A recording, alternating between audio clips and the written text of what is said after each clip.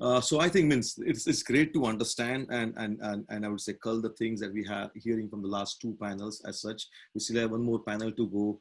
The next, let's say, hopefully half an hour, we'll be talking about, if not all the 10 top guideposts for startups, some of the basic ones as we go forward. But one thing is for sure, I think if if you have joined us as we go forward, the amazing amount of, I would say, the bubbling up of startups and entrepreneurs right now happening. It's just amazing. And this is, as Ken was saying, the best time to do it. You have so many helps from the local startup incubators and accelerators or design studios like us, understanding the business, end up modeling from them, understanding the maturity of how the products are going to be validated or looked around from a design studio will go hand in hand.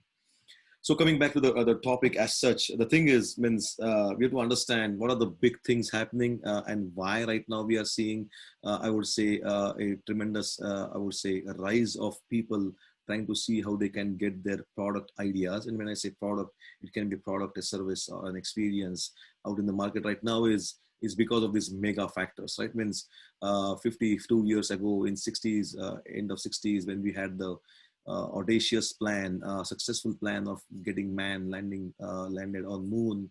It was a great thing to happen on the moon, but amazing things happened here on Earth. The amount of kindling and the confidence of startups and doing something, I would say, in the world of invention was just amazing. It's not just in the US, it was I would say, global kind of a phenomenon happening. So big things always have a positive effect. Even the big bad things like COVID or the pandemics like this are also causing a trigger event as such in understanding how things eventually have to go forward also, right? Means, yeah, pandemic was bad. There was earlier, there was fear and uncertainty and unknownness as such. And so that was very valid in the first couple of months, right? Means we all were understanding and trying to see how we can keep ourselves level-headed.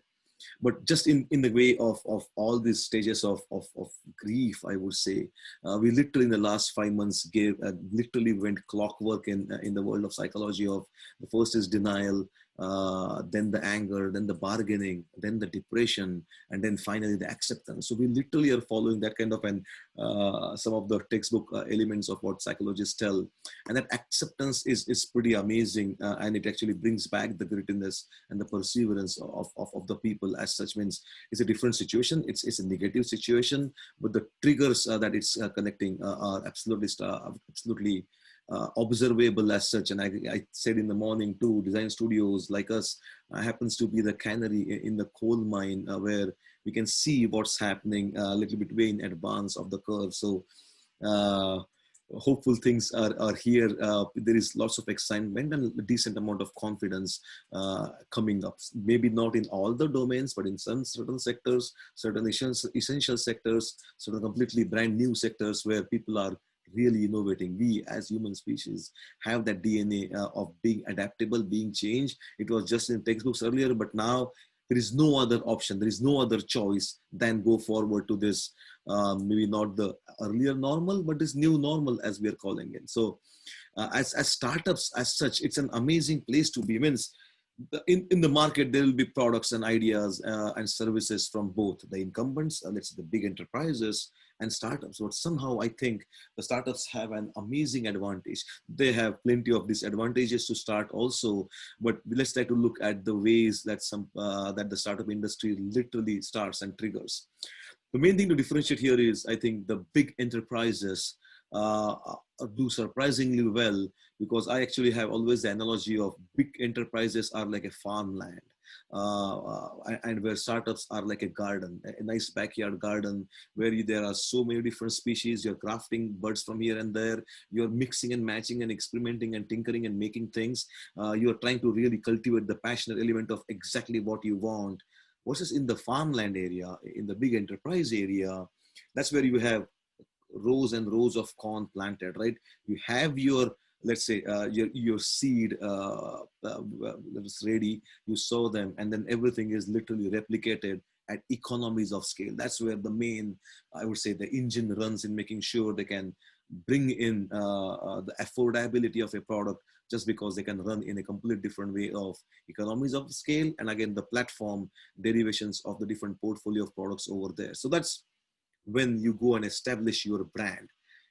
The element is, and some companies really nicely go against this obstacle, but for those big enterprises companies, when they are in that state of where they cultivate the brand and they have their scale and efficiencies, and because of the brand they have a structure, the pillars, the protocol, a culture. Cultures can be good and bad, and the financial reasons to keep that engine running, and that itself is a huge, I would say, I would not say barrier, but it's a huge anchor literally that they have to go with, because somehow the product has to belong to the brand pillars as such. Whereas you as a startup nation, there is no obligation to any brand. You are forming the brand. You are at the start of the genesis of it. So you can, in a way, not think about brand. It sounds counterintuitive, but you can think completely about the product, how it has to be, how it can be meaningfully fit in the market, as Neil was saying, and then make sure you constitute it, you arrange all the elements it so that it has the highest, I would say, a possibility of success in the market. There is no guarantee. If any studio or anybody says that they can guarantee the success of you, you'll have to think twice, but it increases the likelihood of chances of you being successful if you look literally from that product perspective. When I say product, it's the hardware, the software, the graphic interface on it, and the digital twinning on the back. So that's what we'll call an object, if not a product as such. So the element of passion and emotion, because most of the times, not every time, the startups will be looking at a problem, a need, a want, a desire, a dream in the world they are in. In the morning, we talked with Eric Christie, right? Means he works in woodworking. He also is a builder, and he can see the problems he is having with him and his crew. And like say, dang, why is not anybody inventing that? Why can't I do that? Same thing happened with Bob and Jeff too, right? Means why is there not a small portable refrigeration module so I can take all my diabetes medicines with me wherever I am, camping or just down the road as such. So most of those elements start in the world where you yourself are feeling the pain of it, the aggravation of it, the frustration of it, the helplessness of it, and then you say like, enough is enough. This is the idea that I want to go and beyond. So that passion, that super user mentality means when we are, let's say, on the big enterprise element, you still need to make sure that you are not designing it for yourself, you're designing it for the user. So you have to go with the proper qualitative and quantitative sets. But over here, you have an advantage. You are feeling the burn of it. And that's why you're constituting a solution in the market, which you should be in love with, not necessarily the article, physical attributes of the product as such. That would be, I would say, the number one, if you want to call it the top 10 by Guideposts. Maybe I should go a little bit faster. But maybe the second point is that every startup, entrepreneur, inventor has to understand is the market out there, and I'm looking here because there's a window here. The market can be anywhere. The market out there has no obligation to be kind to your product just because you're a startup.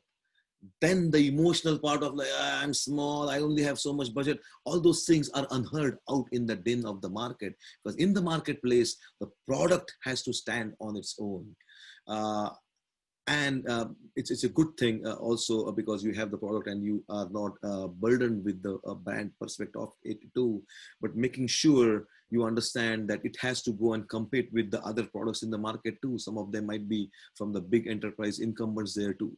So the thing is, it's not just the brand or not just a marketing statement or a jingle.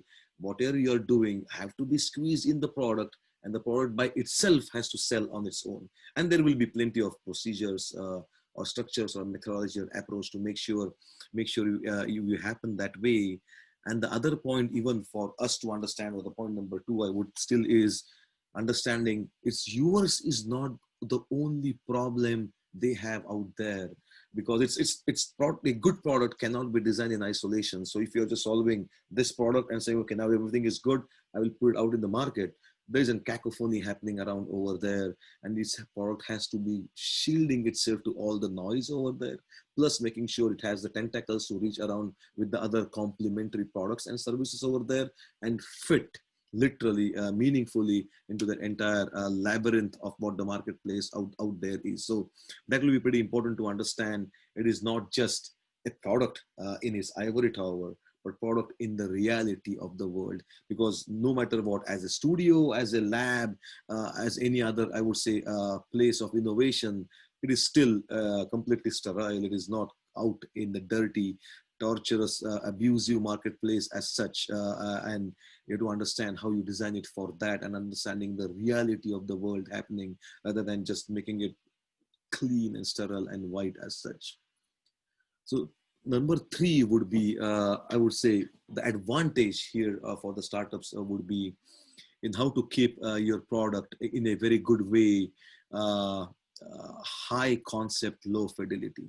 The thing here to compare and contrast is to understand what happens literally in the, sometimes, not every time, in the big enterprises would be the expectation of a high fidelity but low concept. Uh, there can be high fidelity, high concept also, but that becomes extremely expensive too. But the thing is, sometimes in a big company, because of the robustness of that's expected from a manager or a leader, because of you're looking out to present your concept for a top brass show, the fidelity of there becomes ingrained, or sometimes becomes an must have over there, that hey, I am a representative of this big company, I'm going to still show my concept to my leaders for a top brass show. How can I just show them as a low fidelity concept as such? So more of the monies sometimes get allotted to the fineness of the concept, which can still be low on concept. So the advantage here in the startup really is, uh, there is a constraint of having only so much time and money, but that is a good, that is really good, because at that moment, when you go with the cadence of your idea to a concept, concept to a prototype, prototype to the production, there are completely different zones in this first zone. And typically we will always advise our let's say client, especially in the startup world, to be cognizant of the next milestone, not just the last one. When you start building your idea, yeah, you have to keep one eye, you know, on the last one, and understanding the processes and manufacturings and the economies of scales and distributions and packaging too. But if your first step is to go to the next conceptual area, which is going to be launched on Kickstarter or Indiegogo, or you have a pitch competition coming in where there are 20, 30 angel investors over there, okay, what is the need of the idea to be worth for the next milestone, and then work for it. So that high concept, low fidelity world is still pretty appropriate for that. And then eventually, as you grow from step to step, you get more and more support from the other partners in the system, and then you go to the next element as such. So keep in mind that high concept, low fidelity element is exceptionally high and true over there too. Then again, there's a number three part, number four part, where it would be about the velocity of it, right? Means, as Paul was saying just a few minutes ago, the traction is important part, as Ken was saying it, but the velocity is really needed in the market. Means, remember George Patton, remember, means at least the quote of him, like, a good plan violently executed right now is far better than a perfect plan executed next week or next month. And it really is important for that in the startup world. So we understand the high concept, low fidelity, but also the velocity, the fastness, the quickness, the responsiveness of which you have to bring it out in the action, and then show to your chosen kind of a window of people. It might be super users, it might be family, friends, but make sure they are in the target segment. Literally means asking me what I will need from a Michelin's 3-star restaurant will be useless, because I have not been into one, or whether I can afford to be in one. But making sure you're still expanding in that first zone of circle of friends, if we want to call it, making sure they are somewhat in the target segments. It's always nice to have some counter, I would say, measures and questions from other perspectives too. But the element there is to compare that with the perfectness of it. That violently fast execute plan is way better, because it makes me remind the quote from Salvador Dali. He says, have no fear of perfection, because you will never ever reach it. And in a way, that is true. Perfection, when we go with the puristic definition, is in a way impossible to achieve unless it's a math equation where everything has to be perfect to be I would say, valid as such. So that is the fourth part as such, about making sure the velocity, the time is more important than the fidelity of the concept as such. I'm just looking at the time right now. I still have maybe 10 minutes before we will get start the next panel as such. One more element is, I would say, the number 5 element, at least to go, if we are counting them, is understanding whom we are designing the product for. Please, please, please don't fabricate a persona. Means people know just enough about personas and how to understand the psychographics, and making sure you're designing it not for you, or it is for somebody else. But that somebody else has to be from the real world, the real tribe of real users, not fabricating something like, I'm going to design this water bottle for a single mom living on the 33rd floor of Chicago Marina building, it's who has one cat. People do these obnoxious kind of personas where they think, they imagine, they assume that's going to be what they intended for. It's good to start with some plan, but eventually make sure you're actually in the boots of the real tribe out there on the ground. Go to the point of origin. As the Japanese philosopher says, the point of Gemba. Understand what's happening over there. See the reality pressures of the other elements in that ecosystem. Because again, good product cannot be solved in isolation. And isolation doesn't just design and business, but the real way that product, however simple it might look or however complex it is always attached to plenty of different tentacles in the market, right? Means a simple thing like this, is it going to fit my cup holder in the car? Absolutely not. Is it going to fit in my backpack when I go to my fitness class? Absolutely yes. So it's even simple elements of the other elements of how it's going to, what are the receptacles of your product? Are they dependent on something else as simple as a cup holder? Or you're going to design a newer, classic example I use is designing a new milk jug. The space for the milk jug is already allotted on a refrigerator by so many companies. Suddenly you making it thicker or stronger or bigger is going to completely disrupt or even not be possible to go and buy, because there's already a symbiotic relationship now happening. You can work with that cohort and industry and change it after 5-10 years. That's completely possible and might happen. But understanding those simple elements in the market where the product has to reside would be paramount also. And that's why you typically only get when you go and understand either qualitatively or quantitatively from the real tribe of end users, rather than assuming things as such too. And the element is, maybe in this COVID world, it's not difficult right now. We are still doing qualitative research. We are still doing quantitative research, which is actually now a little bit more easier, because people have now developed a little bit kind of an comfortable factor in joining and talking over Zoom or any other web chats.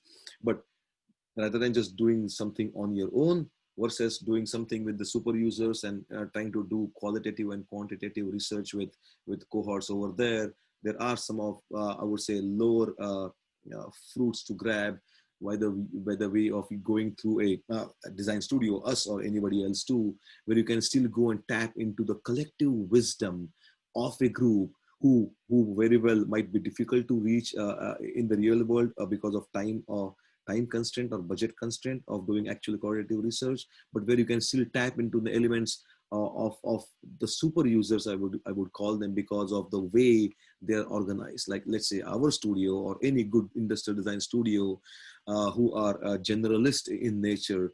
The main element there is, why would people come to us? It's not because we might have a certain deep knowledge about a roboticist element or a scientific element. That might never be the case. The case is the way we cross-pollinate and cross-reference and communicate the needs and the wants and desires and dreams between the end users from completely different domains, right?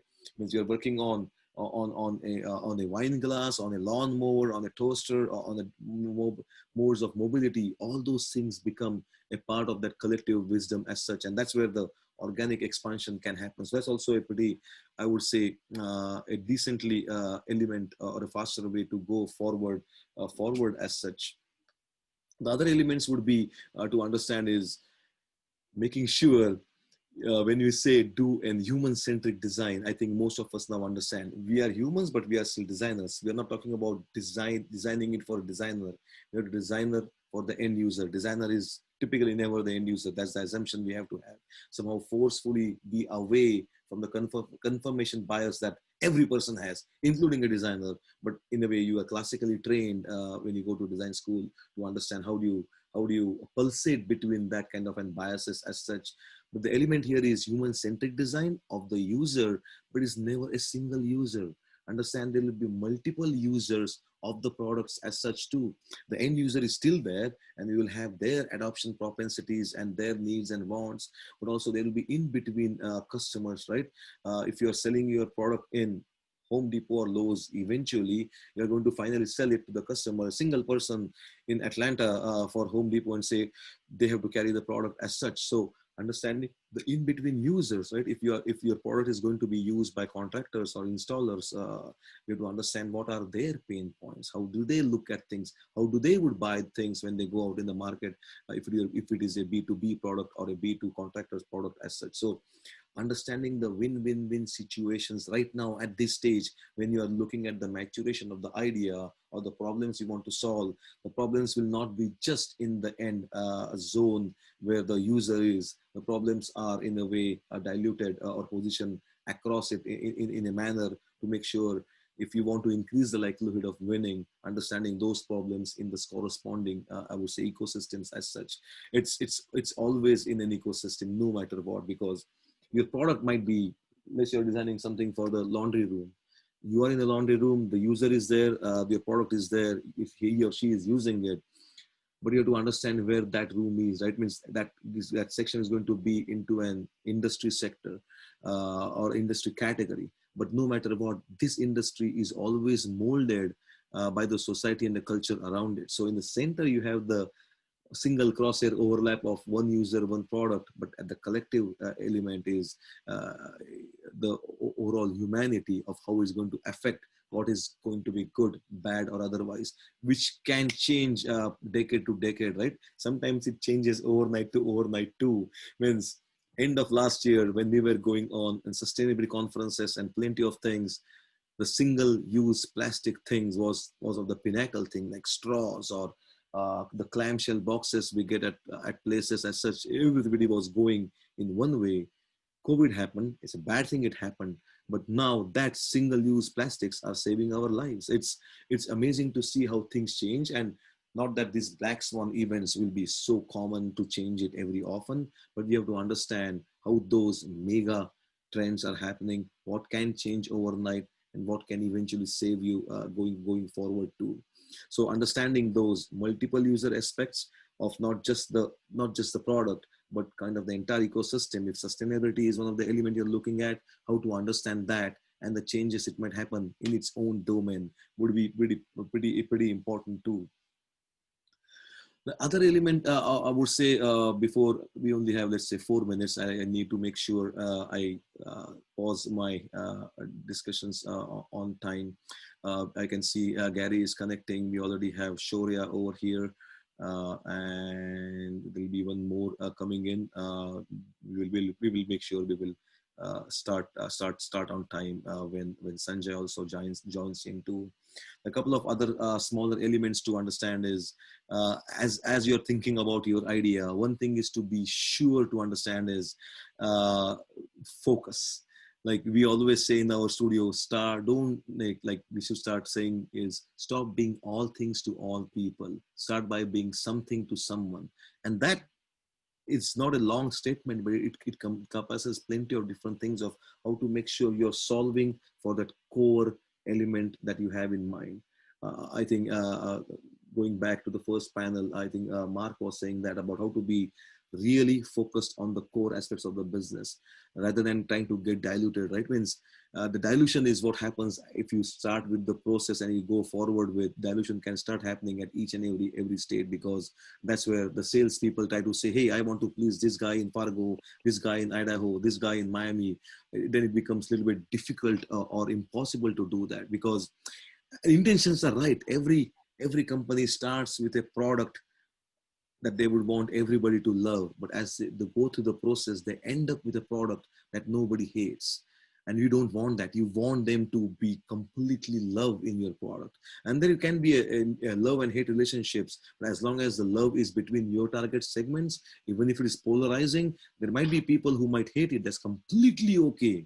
But as long as the target that you have selected, it works with them and their virtues and what their expectations are, then we think we are completely on the dot. So that kind of an element of making sure you are super focused and making sure those attributes are then combined in that product. What this means, like, don't be all things to all people, but be something to someone. What this means is not design just one product. No, it's still, you are going to make a profit by having a portfolio of products. But when you focus on one of them, making sure it is completely aligned with that persona that you want to aim and win with. So how to make sure they're properly aligned, and then making sure they're not evenly diluted. You can still work on the platform behind the products, are completely okay to help you save money in the long run, but that making sure it's completely on there, on the dot as such would be a main thing. Let me say whether I have one or two elements before we can close this out. The element here is, the good part here is your product is going to be your brand. So eventually making sure lock down all those attributes that people want, right? Means people finally want to buy your product for the rational benefits, but on the top of that, they want to buy it for their experiential, emotional, aspirational self. No matter what, whatever you buy, would always go with that emotional element as such. And then you break it down to the rational world of benefits, and then you break it down to the world of attributes, and then it goes to the world of features. Do not start in the world of features, because that's what the feature we can add as compared to that competitor. Or, hey, we have a new technology, we can just I would say beautify it. That might not be the real world. Understanding why people are really trying to solve the benefits and the values they add in their lives would be one of the main ideas to go forward with. And last but not the least is, typically when we work with startups who might be at a very early stage, or the pre-seed or inventor element also is making sure you're not falling in, it's a very different statement, but not falling in love with the idea, but trying to fall in love with the attributes your idea stands for. So eventually that idea, that artifact, that article, it can diffuse, or it can dismember, and we can only harbor elements from it together from different ideas. So understanding what attributes you're bringing to the market, rather than immediately looking at this is how the physical or digital incarnation might be. And that is not difficult. It just has to be explained in a different way, but making sure you are there for the right attributes in the market, to make sure you are going to solve for the problems which eventually would evolve with them too, would be the main thing. So I know I did not do all the top 10, but at least top 6 or 7, I think. But if you want, we can send you the list of them eventually. I think we have an article also that Lanea is sending through the chat box.